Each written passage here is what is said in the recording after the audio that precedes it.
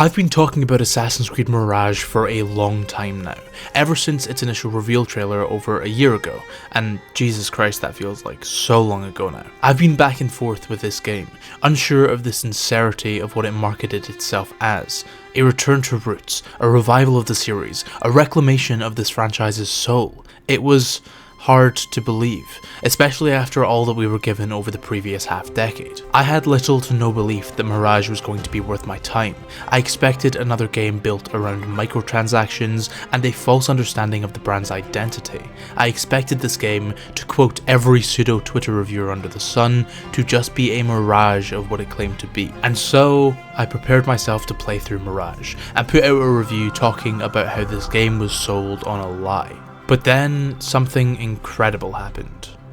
I turned on this new Assassin's Creed game, and it actually was an Assassin's Creed game. Not an RPG with a hidden blade tacked on, not a game desperately trying to recreate the magic of old. I was playing a new Assassin's Creed game, and it was a feeling I hadn't felt in almost 10 years. I say all this to preface because a lot of people seem to think I hate this series, understandably, as I've given extensive criticism to a lot of the games it holds, and I want to make it clear that that isn't the case. Going into the rest of this video, the context of my relationship with the series is important. This video isn't to pander to the actual diehards, nor is it to feed the cynicism of old fans who claim to not care about the series at all, but still can't stop talking about it. This video is for people who appreciate this series both for its highs and its lows, for people who can recognize that there are parts of the series that are horrible and know that's okay. But more importantly, it's for people who actually want to think about the media they consume and the factors surrounding it. I know that regardless of what side of the fence I take, my dislikes are going to skyrocket simply for taking a solid stance on this game and this series, and that's fine. All I ask is that you actually watch this video, without overreacting to specific points, and instead recognizing it as a single cohesive argument. With Mirage long since out now, I think it's time to break it all down, and explain why Assassin's Creed Mirage stands out more than I expected. Let us start by establishing what makes a great and loyal Assassin's Creed game. If you've been in this community for any length of time, you'll have seen the endless debates, many of them spurred on by myself, as to which renditions of certain systems are the best. People constantly debate over stealth systems, combat mechanics, the importance of parkour, and every other semantic under the sun. But usually these detailed debates don't amount to much, because what makes Assassin's Creed was never simply the mechanics of the games, but whether or not those mechanics captured a very particular feeling, an ephemeral sort of experience that has been mislabeled to no end. The Assassin Fantasy. The Assassin Fantasy is the exact core of what makes a great Assassin's Creed game.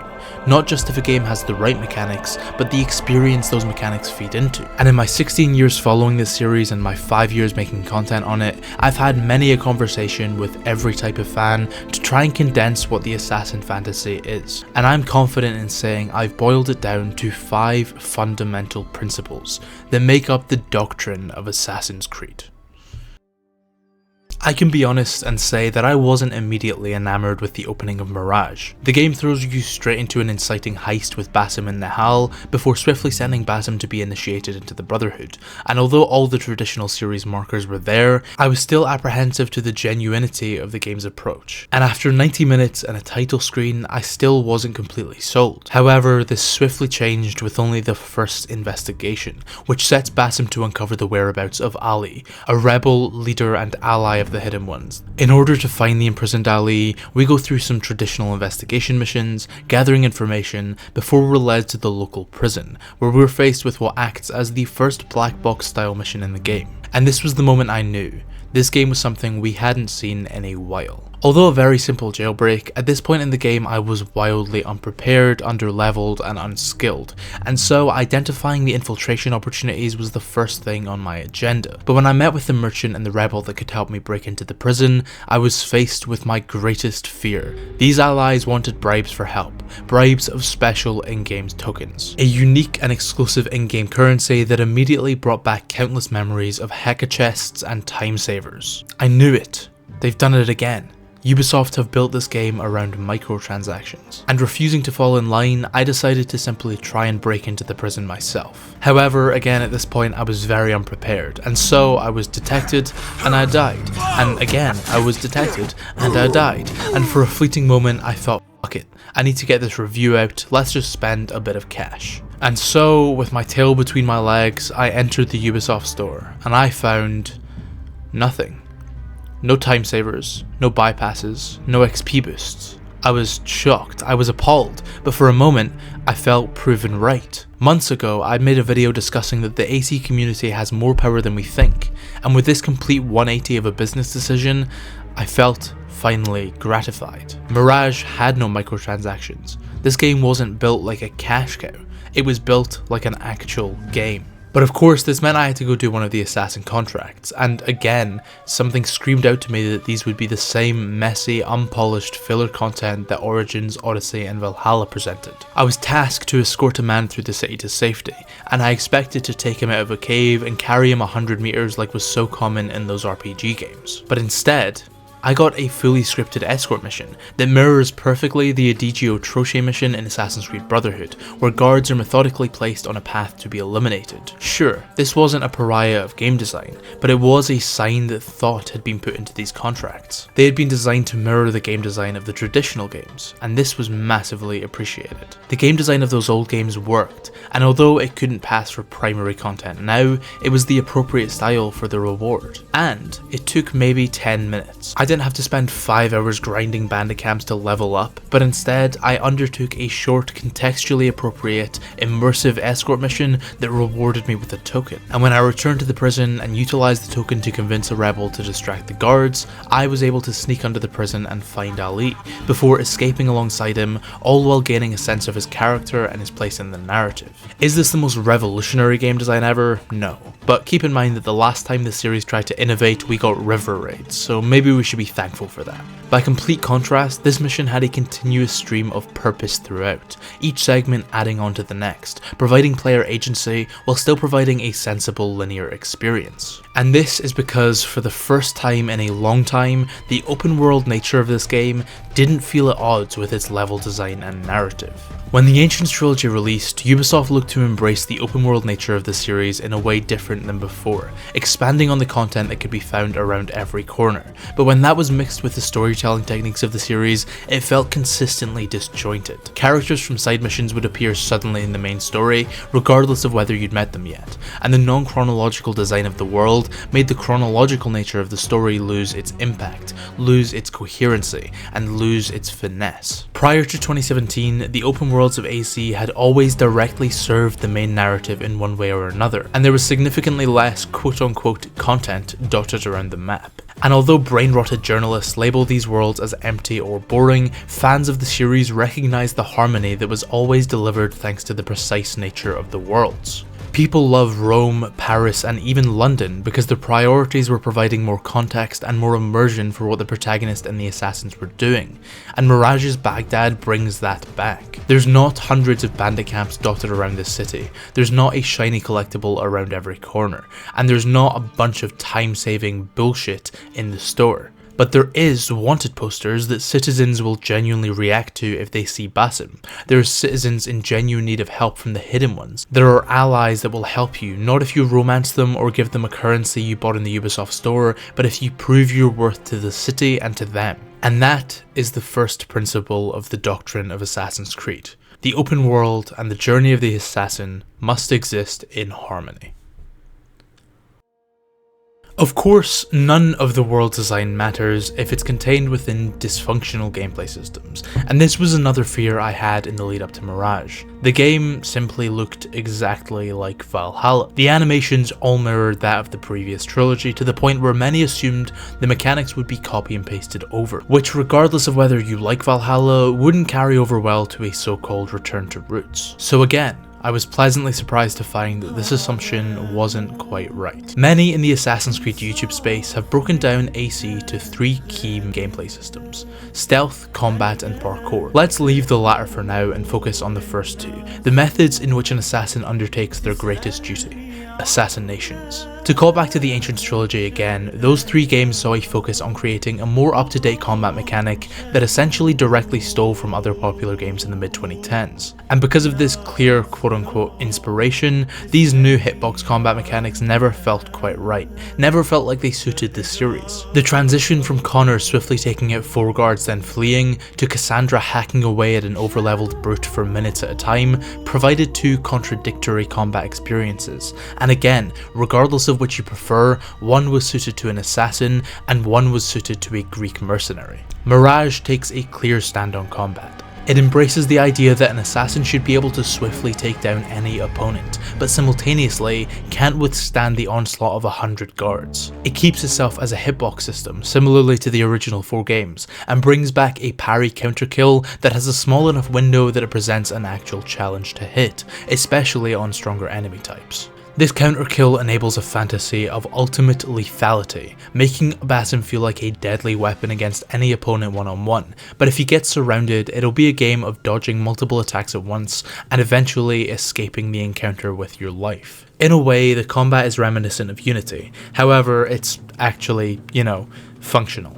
Again, I've seen brainrot games journalists label Mirage's combat as outdated, and this is because for some reason, mainstream reviewers refuse to recognise Assassin's Creed as its own series. If a new Pokemon game released and it had turn-based combat, no one would bat an eyelid, but when Assassin's Creed has a counter-heavy glass cannon mechanic, everyone screams outdated. But I guess that all comes back to the fact that Assassin's Creed isn't about combat. This series has always been about silently eliminating targets and then disappearing into the masses, and this game adheres to that perhaps better than any other game in the franchise. You've probably seen some incredible stealth footage of Mirage already, and some of the stealth reapers that have been possible are insane, and this is largely thanks to one of the most responsive detection systems of the series to date. The key to any good stealth system is predictability, which was the only thing that Valhalla's underwhelming stealth really lacked. But in Mirage, the rules of stealth are set out from the offset and are never broken. When detection is inconsistent, when you don't know the rules of the game you're playing, when you can't manipulate the world to your liking, it's almost impossible to create a powerful stealth fantasy. But Mirage combines its consistency with an incredible variety of tools and weapons, all within mission design actually built for stealth, which crafts an indescribably rewarding stealth system. Mirage is a game about options. You can choose what stealth style you move with, and if you're good enough at the game, you can also choose to run in guns blazing and fight your way through each mission. And that is the second principle of the doctrine of Assassin's Creed. The assassin must be able to eliminate their opponent in a variety of ways, but all of them should be swift, stylish, and satisfying.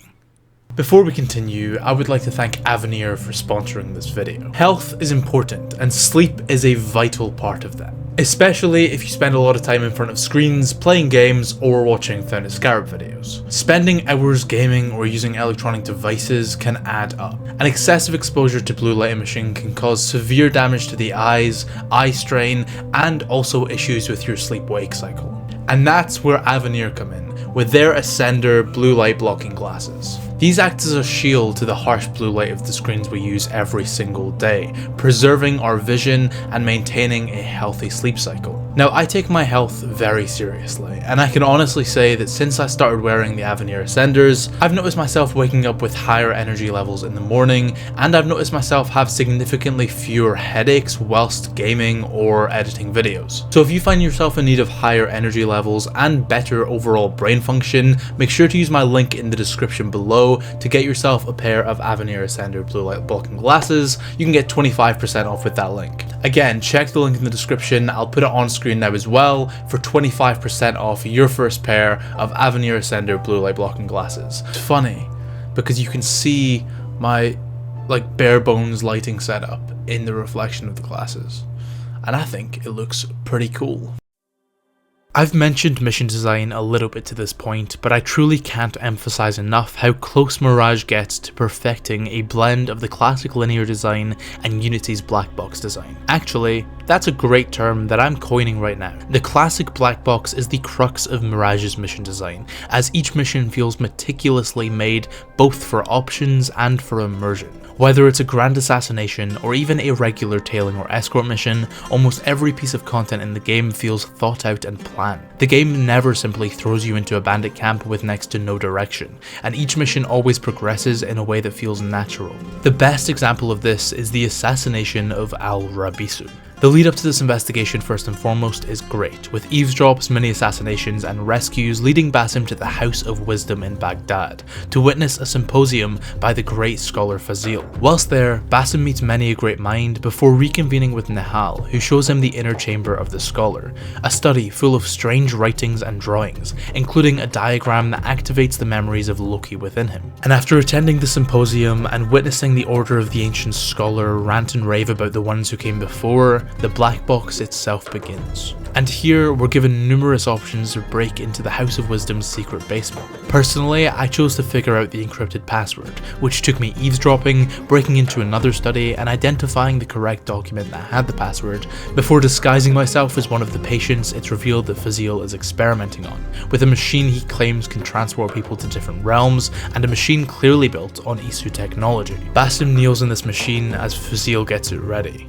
But Al-Rabisu's experiments come to an end on this day. This entire sequence, but specifically the classic black box that caps it off, is truly excellent. It begins with a linear set of investigative segments that push forward the narrative in a meaningful way. It hints at significant Isu plotlines, and it builds Fazil as a truly dogmatic and remorseless man worthy of the kill. Then it opens up and allows the player to take their own path in drawing out the target before capping it off with a cinematic assassination that satisfies the player and the time they took to get in that position. All of the best parts of the classic and black box mission structures are there, and they apply to a shockingly high percentage of the missions in the game. And even then, when you're not undertaking a full black box mission, the other tasks you take on are similarly structured and fleshed out, if perhaps on a smaller scale. And most importantly, they all point towards the same goal, which for the majority of the game is the destruction of the Order of the Ancients. Principle 3 of the doctrine of Assassin's Creed is that the missions the assassin undertakes must prioritize immersion, investigation, and mindfulness. Returning to gameplay, it's time to talk about parkour, perhaps the most hot button issue surrounding Mirage. How can a parkour system built on this engine live up to Unity or AC1? Well, it can't. The parkour is massively flawed in Mirage. There is essentially no risk reward to the system, and it's full of jitters and clunky animation snapping that makes it look horrible. But it feels fine. Not great, but not nearly as bad as the excuse of a parkour system that Valhalla presented. The animations aren't perfect, but the world design and the speed of the system does make parkour at least the most efficient way to move around the world, which is a vital facet to making any meaningful movement system. And I know what you're asking now. Joe, isn't this video about Mirage being the best game ever and a complete return to form with no flaws? Going back to what I said at the very start of this video, I'm not one to choose a side of the fence and stay in it regardless of what my own eyes see. I could have got a lot of views by completely shitting on this game, but I can't ignore my own experience, and my experience with this game was a good one. To the same extent, my experience with the parkour was mediocre. It's probably the game's biggest letdown, but it does serve its purpose, which is something that a lot of people forget to mention. The reason you can do parkour in Assassin's Creed games, the reason every assassin is a free-running expert, isn't just to be stylish. It's to ensure that after a target is eliminated, they can escape via a path that can't be directly followed. The whole idea of parkour in these games is as a means to separate our assassin from the harrowing, oppressive streets below, and to that end, Mirage succeeds. Sure, there's far less opportunities for sick parkour runs that'll make for great YouTube clips, but every single time I completed a task at any location, the most efficient means of escape without fail was by leaping across the cityscape of Baghdad, and that recaptured the same feeling of Altair escaping an assassination in the same way. I'm not going to pretend like Mirage gets parkour perfect, or even does it well, but I can't deny that it does adhere to the fourth principle of the doctrine of Assassin's Creed. The assassin must prioritize an efficient escape after they've carried out their task. I think it's safe to say that I've established that every element of the gameplay of Mirage aligns with the assassin fantasy. But the best games that this franchise has to offer partner this unique gameplay experience with phenomenal storytelling. And if there's one place that Mirage is on the border, it's in its story. The game's narrative is placed in a strange predicament, and shows the first big carryover from the Ancients trilogy, in that its second act, for some bizarre reason, is presented non-chronologically. Like Valhalla, you can undertake each assassination in Mirage in whichever order you like. The problem with this style of storytelling in inherently linear franchises is that it prevents the writing to commit to any significant character changes, as to avoid them being undone in other chapters. Take for example AC2. If that game was structured in the same way Mirage is, and you could hunt down each Templar conspirator in any order you like, you could see Ezio discover the importance of the Peace of Eden after killing Silvio Barbarigo, and then go all the way back to Tuscany and uncover the Templar conspiracy for the first time. Obviously, this is an extreme example, but it makes my point perfectly. The structure of the character journey we see Basim go on makes it feel kind of bizarre, as the game opens with a very fast-paced transition from street thief to assassin, before pausing for the 10-hour second act, where we see very little growth outside of a couple conversations, and then going into a climax that sees his character arc rapidly conclude. It's a narrative structure that mirrors Mafia 3 of all games to a T, and considering the abysmal reviews that game got, I always found it to be a strange direction for Assassin's Creed to go in. Thankfully, Mirage's gameplay loop is actually fun, unlike Mafia 3, but it's still a strange story structure. Outside of a few exceptions, the games most praised and celebrated for their narrative capacities have always been chronologically told, whether you want to bring up The Last of Us, Red Dead Redemption, Mafia 2, Bioshock Infinite, God of War, the Arkham games, Uncharted, or the Ezio trilogy. And considering that was what so much of the series' early success was based on, it's such a strange decision that Ubisoft seemed to disregard it after the 2017 reboot. Although the structure is messy, I would still argue that Mirage holds the best narrative of any Assassin's Creed game since at least Black Flag, maybe Unity. And although that's not saying much, it's still worth commenting on. Although Basim's arc falters slightly, the characterization of his supporting cast is excellent, as are many of the performances, especially those of Roshan, Ali, Arib and Nahal. It's most certainly a game that prioritizes character and theme over plot, as the hunt for the Order of the Ancients is placed as a motivation, but not as the central hook of our emotional investment in Basim. That comes with his Isu roots, which if you've played Valhalla, you're already aware of. The way this Isu story is interwoven subtly throughout the game, never pronouncing itself with any grand metaphysical representations, but simple white room hallucinations and conversations with Nahal, are reminiscent of the more subtextual nature of the Isu that was present especially in Assassin's Creed 1. The name Loki isn't even mentioned in Mirage, something I greatly appreciate considering how overexposed the Isu were in Valhalla. To be honest, Basim's connection with Loki is more utilised to draw attention to the many criticisms of the Creed itself, which are continually pointed out to Basim by Nahal and Ali, who act as great contrast to the entirely devout, borderline dogmatic Roshan. It's the first game to attempt to explore these criticisms with any depth since Unity almost a decade ago. It's hard to say that Mirage's story pushes the series' narrative forward in any hugely meaningful ways, but what it does within its self-contained narrative is present interesting questions and queries, not through screaming matches like in Rogue or through nonsensical hallucinatory sequences like Valhalla, but through subtle conversation and meaningfully contrasting characterization. I'm not making the argument that it's the best story of all time, but I will stand by the fact that it's the first game in almost a decade to earnestly explore the nature of the Creed, which holds throughout. The concept of a single controlling idea that infiltrates every part of the game has been present in the more beloved stories in the franchise. In AC1, it was Altair's confliction with his mission. In Brotherhood, it was the liberation of Rome. In AC3, it was a debate of freedom. In AC4, an exploration of personal philosophy. And in Unity, it was the concept of fanaticism. Mirage instead focuses on individuality. It allies Basim with poets, rebels and thieves, who each question whether his role as a hidden one is one that he truly chose, and whether the Brotherhood even recognises him as his own person, or simply as another cult member. And although he's taken back in by the Brotherhood at the end of the game, as we see in Valhalla, he's become a man that values his personal motivations just as much as those of his mentors. And in that way, Mirage adheres to the fifth principle of the doctrine of Assassin's Creed. Everything the assassin does must carry with it a worthwhile controlling idea. 5 principles, 5 fundamental elements that make for a true Assassin's Creed game, and 5 elements that Mirage sticks to completely. I made this video because I have not seen enough extensive commentary about this game by people who are actually fans of the series. I've seen endless journalists and YouTube personalities make reviews calling it a letdown or a downgrade from the Ancients trilogy, and that's because they haven't been in the trenches of this series.